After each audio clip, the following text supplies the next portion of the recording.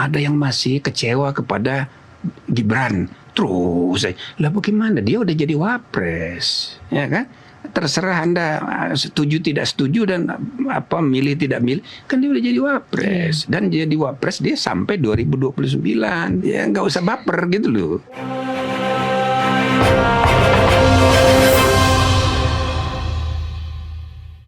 Halo Sobat Duder, kemana hari Minggu ini 23 Agustus 2026?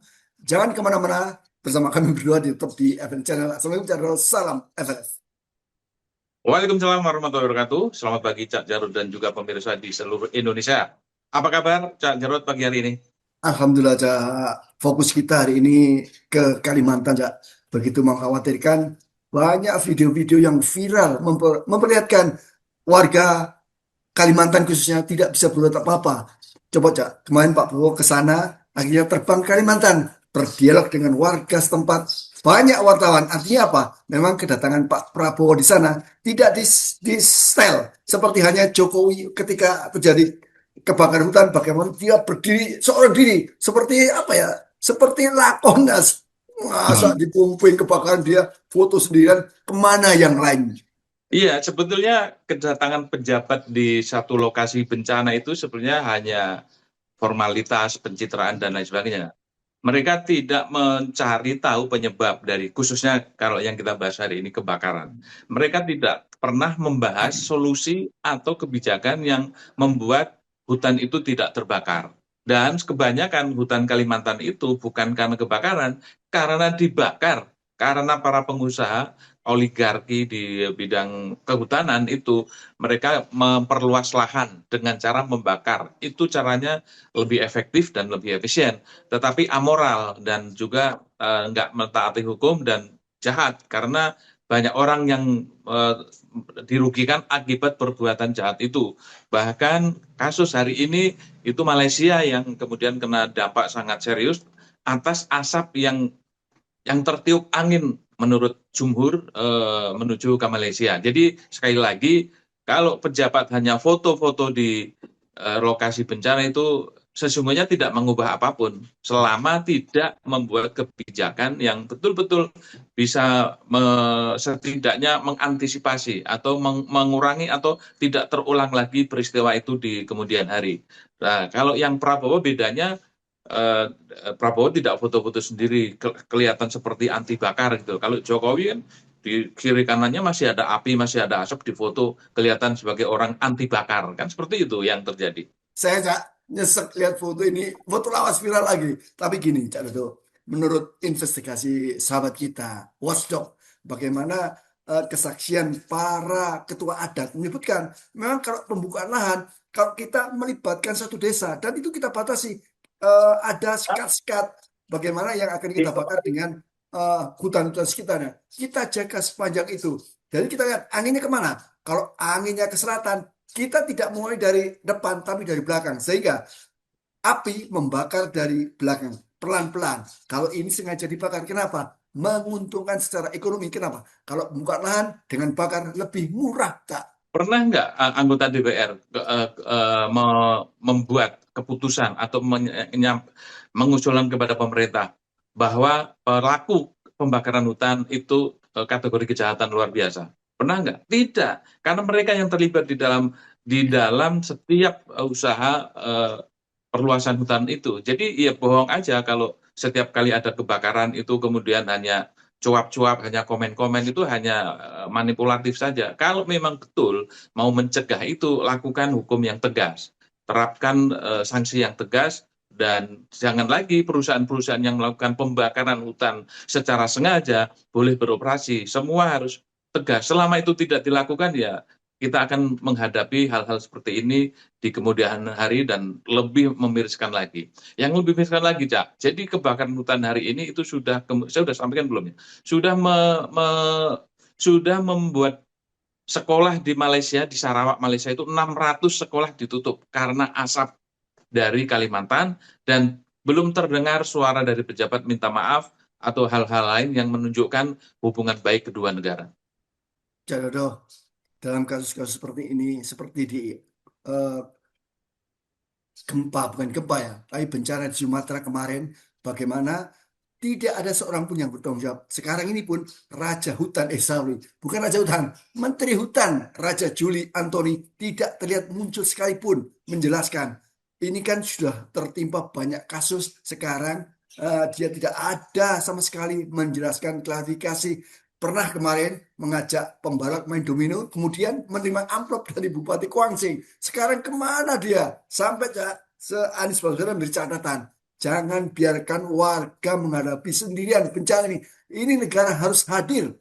Sudah menghadapi sendirian warga itu. Memang negara ini sudah dikesampingkan karena mentalitas pejabat itu rata-rata pengecut dan juga kalau nggak pengecut, pengkhianat, main di dua kaki. Itu yang terjadi pada mayoritas pejabat kita. Khusus kepada Raja Juli Antoni, hadirlah dengan kesatria sama ketika dulu apa namanya sebelum menjadi menteri, bagaimana ngomongnya idealisme tentang sebuah negara, tentang sebuah pemerintahan. Sekarang duduk di pemerintahan ternyata tidak memiliki ide, gagasan, dan juga pikiran cemerlang seperti yang dulu sebelum menjadi pejabat. Jadi ini harusnya Menteri Antoni, Menteri Kehutanan artinya Raja Juli Antoni itu dipecat sebagaimana yang diusulkan oleh anggota DPR karena selama kebakaran terjadi tidak keluar satu statement pun, dan kita tidak menginginkan pejabat-pejabat yang munafik seperti itu, pejabat-pejabat yang tidak memiliki rasa kesatria untuk menghadapi persoalan yang terjadi. Hampir semua pejabat itu ya tenggelam, pura-pura tenggelam, menghindari masalah. Nanti kalau masalah sudah selesai baru muncul pura-pura empati, pura-pura sedih, bahkan kalau perlu pura-pura nangis, pura-pura mewek-mewek. Seperti itu yang kita saksikan dan pegel banget kita melihat pejabat kita seperti itu, Cak. Ini menarik, Cak, ketika Gibran itu memilih untuk datang ke NTT dengan mengajak mahasiswa UI untuk mengatasi korban bencana. Terus juga Deddy Mulyadi, KDM juga datang ke NTT. Pertanyaannya sekarang ditantang oleh masyarakat Kalimantan. Silakan datang ke Kalimantan untuk menjelaskan apa yang menyebabkan kebakaran yang terjadi. Hai Gibran, ini yang disebutkan oleh para korban kebakaran di Kalimantan, Cak. Ya, kita pastikan tidak akan mau ke Kalimantan, karena kalau datang ke sana langsung terdampak kena asapnya, dan itu akan dihindari oleh mereka. Pejabat itu akan pilih-pilih, mana kira-kira lokasi yang bisa dijadikan pencitraan, tapi dirinya tetap aman, mana kira-kira yang betul-betul membahayakan, itu akan dihindari. Jadi sekali lagi mentalitas pejabat kita itu setinggi itu gitu ya. Levelnya itu itu tidak ada yang hadir seperti zaman pejabat awal-awal kemerdekaan, bagaimana mereka betul-betul membawa perubahan atau menampilkan perjuangan yang sesungguhnya. Kenapa itu terjadi? Ya karena memang kualitasnya itu rendah. Kalau kata anak-anak zaman sekarang itu SDM dengan kualitas yang rendah. Jadi itulah kenapa rendah. Ya kan sudah terbukti bahwa bukan terbukti, diduga dari awal Gibran ini tidak memiliki ijazah SMA, tapi dipaksa untuk memiliki ijazah SMA dengan menerbitkan surat kesetaraan. Nah, gimana update-nya ini tentang ijazah Gibran ini, Cak Jarod? Sebelum kita ke Gibran, ini ada catatan menarik dari seorang netizen. Pak Prabowo kan datang ke Kalimantan tanpa menggunakan masker, Kak. Terus ada yang nyetuk, ini gimana ini protokoler istana ini? Kasih Pak Prabowo itu masker. Kenapa? Saya belum siap kalau ada apa dengan Pak Prabowo. Kemudian yang menggantikan Gibran, saya belum siap dipimpin oleh Gibran, kata kita. Itu aneh bin ajaib. Mungkin mau hadir di tengah bencana dengan heroik tanpa masker. Jadi supaya masyarakat tertegun gitu. Padahal itu harusnya dimanapun itu ada protokol kesehatan yang harus dilalui, harus dipenuhi. Jangan ingin menunjukkan seakan-akan menjadi pahlawan, tapi justru merugikan diri sendiri. Jadi salah kalau tempat kebakaran itu tidak memakai masker. Kalau Pak Prabowo ada apa-apa dengan Pak Prabowo berhalangan tetap begitu, yang memimpin pasti Gibran karena masih ada wakil. Kecuali tidak ada wakil, yang memimpin adalah 3 Kementerian Luar Negeri, Menteri Dalam Negeri, dan Menteri Pertahanan. 3 itu. Tapi kalau masih ada wapres ya Gibran yang akan memimpin, dan itu kemungkinan itulah bencana yang sesungguhnya dari pemimpin kita. Padahal Gibran itu juga menghadapi banyak persoalan yang sangat pelik. Ini terkait dengan bagaimana dia lolos dalam persyaratan capres karena apa? Undang-undang diubah oleh si pamannya. Sekarang Cak, kan Denny Indrayana menggelar sayembara agar masyarakat menunjukkan ijazah SMA si Gibran. Ijazahnya, hadiahnya sudah naikkan 3,5 M, tapi Cak, ada persoalan paling mendasar. Bagaimana WA Denny dihack sehingga apa? Pemberi bantuan dana tidak bisa menghubungi Denny. Sekarang lagi diperbaiki supaya apa? Supaya WA Denny aktif kembali ya. Ya, Thermal jelas akan bergerak cepat dan lincah untuk menghalau itu semua. Ketika sayembara itu masih bernilai 100 juta, masih adem ayem. Ketika kemudian naik menjadi 1 miliar, juga masih adem ayem. Tetapi ketika sekarang sudah naik menjadi berapa? 3,5 miliar ya, Cak ya? Sudah naik menjadi 3,5 miliar, Thermal ini bergerak cepat dan harus melakukan perlawanan, apapun perlawanan itu. Kalau perlu melanggar, kalau perlu dengan sporadis, dengan cara radikal, sebagaimana pengalaman-pengalaman sebelumnya ketika Jokowi terdesak, mereka akan seperti anjing menggonggong, baris di depan menyerbu dan menyergap setiap orang yang mengkritisi Jokowi. Ini pola akan terjadi pada Gibran dan sudah dicontohkan dalam kasusnya Denny Indrayana, di mana WA-nya dihack, tidak bisa berkomunikasi, tetapi kan di era seperti sekarang, selalu ada jalan untuk kalau sekedar nge-WA, nge-backup WA itu hal yang kecil. Dan kemudian kan Denny mengganti nomor donasi dengan nomor yang baru. Jadi inilah potret dari kejahatan dalam tanda kutip yang dipertontonkan oleh Thermal dan juga junjungannya. Tapi menarik idenya Denny bagaimana dia menggelar sayembara yang menunjukkan bagaimana respon publik terhadap kesungguhan eh, pemerintah untuk mengusut tuntas bagaimana ijazah Gibran itu tidak ada. Sekarang Cak, termul atas, istrinya termul elit lah. Dia itu sudah mulai muncul lah. Katanya ada. Siapa sih Jimli Asidik dia menggonggong. Minta maaf bukan menggonggong. Dia mengklarifikasi buat apa mempersoalkan ijazah Gibran. Toh dia sudah jadi presiden, wakil presiden. Ini sebuah pernyataan yang menggelikan sekaligus memalukan. Seorang profesor dan mantan ketua Mahkamah Konstitusi mengatakan rakyat Indonesia yang mempertanyakan ijazah Gibran itu adalah baper, bawa perasaan. Ya tentu saja, karena perasaan kita diadu-adu dan diinjak-injak oleh para Thermal, baik Thermal yang ada di grassroots maupun Thermal yang di lembaga, termasuk lembaga peradilan. Persoalan Gibran ini kan sudah dideteksi sebelum Gibran menjadi wapres, sebelum diputuskan menjadi wapres, bahwa Gibran ini punya masalah dari sisi umur, dan kemudian ternyata sekarang ketemu juga masalahnya dari sisi background pendidikan. Ketika kemudian aparat hukum yang dikendalikan oleh penguasa tidak merespon keinginan publik, tidak merespon kesaksian publik, tapi mereka memaksakan kehendak dengan cara memanipulasi, dengan cara merekayasa hukum, dengan cara menggunakan nepotisme, dan sampai sekarang itu dipertanyakan oleh publik, kok dikatakan baper, dan itu dikatakan oleh seorang profesor. Di mana moralnya Pak Jimli melihat orang-orang masyarakat yang mempertanyakan, yang menjunjung tinggi arti pendidikan, yang masih percaya bahwa pendidikan formal itu penting, sebagaimana juga syarat undang-undang menjadi pemimpin kepala daerah maupun pemimpin pusat itu harus melengkapi dengan persyaratan pendidikan yang ditentukan. Ketika persyaratan itu dilanggar dan publik mempertanyakan sampai hari ini, lalu dikatakan baper dan Gibran sudah jadi presiden buat apa? Ini cara berpikir yang betul-betul menjijikkan. Maaf Pak Jimli. Jadi kalau kita ibaratkan maling itu sudah mendapatkan barang, jangan dipersoalkan. Itu barang kan dia kan sudah maling, sudah dapat barang. Sama seperti kita di dalam kereta, dompet kita atau handphone kita dicopet, udah di tangan copet, kemudian dia persoalkan. Tadi kita pegang tangan copetnya, tapi copetnya sudah melimpahkan ke orang yang lain. Terus Jimli bilang, nggak usah, itu udah dikuasai ininya, handphonenya atau dompetnya, nggak usah baper. Seperti itu cara pandang melihat kejanggalan dan pelanggaran hukum, rekayasa hukum yang disengaja, yang disetting sejak awal. Ketika sudah selesai kemudian publik harus maklum, harus menyadari dan harus menerima kenyataan itu. Apakah seperti itu? Kan jijik sekali cara pandang seperti itu.